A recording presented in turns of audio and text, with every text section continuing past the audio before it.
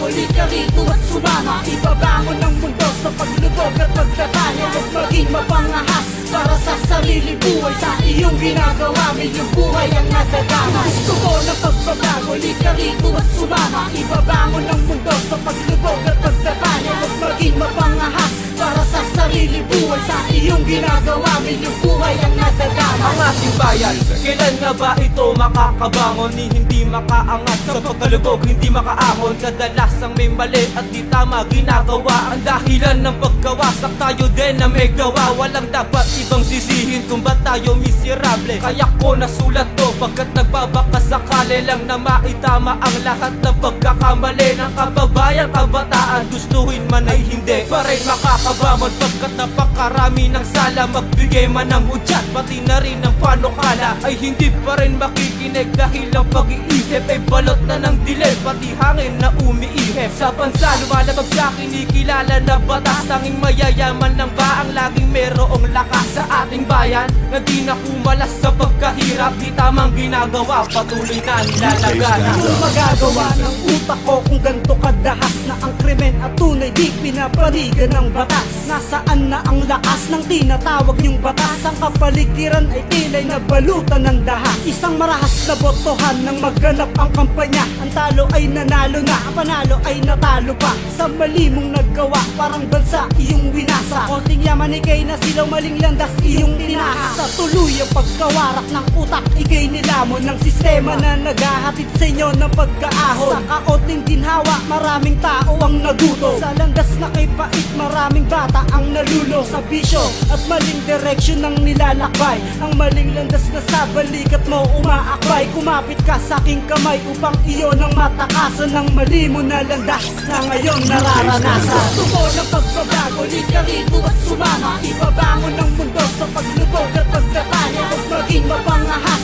para sa sarili buhay. Sa iyong ginagawa, milyong buhay ang nadadama. Gusto ko ng pagbabago, lika rito at sumama. Ibabangon ng mundo sa paglubog at pagtatanya. Huwag maging mapangahas para sa sarili buhay. Sa iyong ginagawa, milyong buhay ang nadadama. Parang galit sa atin ng Diyos sa problemang pinapadalas. Na iba ito sa krimen na atin pinapamalas. Sino sa atin ang nagkulang, sino sa atin pasimulo? Kabi-kabi lang krimen, sino ang naging pinuno? At tila'y walang hustisya ang mga nagaganap dito sa Pilipinas na puro tao'y mga panggap. Sino ang naglalaganat ng mali sa ating kultura? At pagmasdan ng Pinas, ano na ba ang itsura? Tinatahak na tuwid, tumis na ang direksyon. Lahat-lahat na ay nasira, pati ating sitwasyon. Ang atensyon sa ating bayan parang inisan tabi. Ang maganda na pagtingin sa atin ay binigyang abe. Lahat ng ating kababayan ay hindi na umasenso dahil sa maling pamamalakad ng isang pinuno. Ngayon ako ang namumuno upang itama ang lahat. Ang tamang landas ay nasa kamay namin lahat.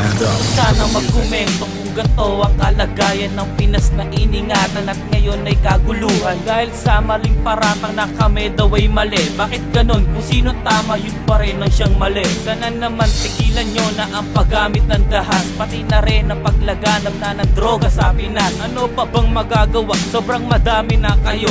Saan nyo ba napulot yan at pinauso nyo pa dito sa baryo na walang bisyo at puro mababait? Pero sadyang kalat na nga ang kabataan na sungkit na malulung ito sa bisyo at lumapit sa tukso. Kaya ngayon ang ating bayan ay lalong gumugulo. Tapos gagatungan pa ng mga masamang dayuhan. Unti-unti nang nasisira ating iningatang bayan. Sana matigil ang dahas na nangyayari sa Pinas at maitama ang maling pamamalakad ng batas. Sa aking pinamulatan ng pangalan ay Pinas. Kailan ba magkakaroon ng bago upang di na maranas ang dahas? Ang ating sinasabit parusa bang walang hangganan? Di na ba makakatakas sa problemang dinadaanan? Bombahan at patayan hindi na ba mapipigilan? Dahil ba sa mga tao na bulag sa kayamanan? Ngayon sino ang may sala at dapat nating sisihin? Karamihan naman sa ating bansa kay santa na salipin. Doon pa bang inosente ang magbubuwis pa rin ang buhay upang makatakas sa problema na walang humpay. Ilan pa bang Pilipino ang nilikas sa ating bansa at doon na maninilbihan para kumita lang ng pera na ating kinakailangan sa ating pang-araw-araw at walang bukang bibig kundi tulong ang tanging sigaw. Sana di na pagdamot ang magandang kinabukasan para sa ating bansa na atin ang kinatatayuan. Gusto ko ng pagbabago, lika rito at sumama. Ibabangon ng mundo sa paglubog at pagkatanya. Huwag maging mapangahas para sa sarili buhay. Sa iyong ginagawa, milyong buhay ang nadadama. Gusto ko ng pagbabago, lika rito at sumama. Ibabangon ng mundo sa paglubog at pagkatanya. Huwag maging mapangahas para sa sarili buhay. Sa iyong ginagawa, milyong buhay ang nadadama. Sa nating Pilipinas, bakit ganito kadahas? Nasa na ang tinatawag na sandigan ng batas? Puro away at gulo na lang bang magaganap? Kaya halos ng kabataan di makamit ang pangarap. Sino ba ang dapat nating sisihin? Ikaw at ako, parehas lang naging alipin ng isang taong nakaupo sa mataas na trono na kayang paglaruan ang lahat ng mga tao. Pakiusap ko lang po, baguhin mo sistema mo at pagtuon ng pansin ang sinasakupan mo. Gawin mong tama ang mali hanggat hindi pa to huli, at unti-unting baguhin ang iyong mga mali. Hanggat may katungkulan, gagawin mo na ang lahat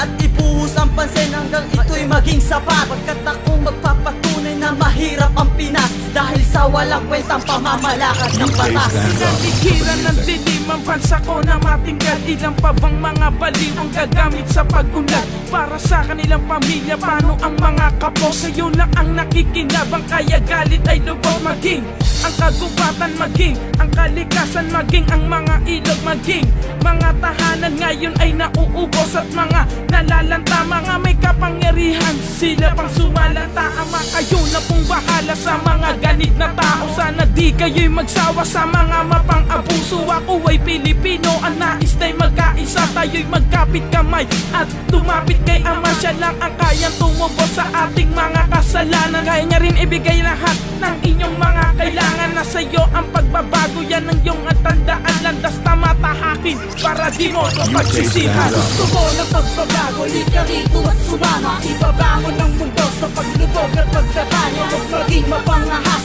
para sa sarili buhay. Sa iyong ginagawa, milyong buhay ang nadadama. Gusto ko ng pagbabago, lika rito at sumama. Ibabangon ng mundo sa paglubog at pagtatanya. Huwag maging mapangahas para sa sarili buhay. Sa iyong ginagawa, milyong buhay ang nadadama. Gusto ko ng pagbabago, lika rito at sumama. Ibabangon ng mundo sa paglubog at pagtatanya. Huwag maging mapangahas para sa sarili buhay. Sa iyong ginagawa, milyong buhay ang nadadama. Gusto ko ng pagbabago, lika rito at sumama. Ibabangon ng mundo sa paglubog at pagtatanya. Huwag maging mapangahas para sa sarili buhay. Sa iyong ginagawa, milyong buhay ang nadadamay.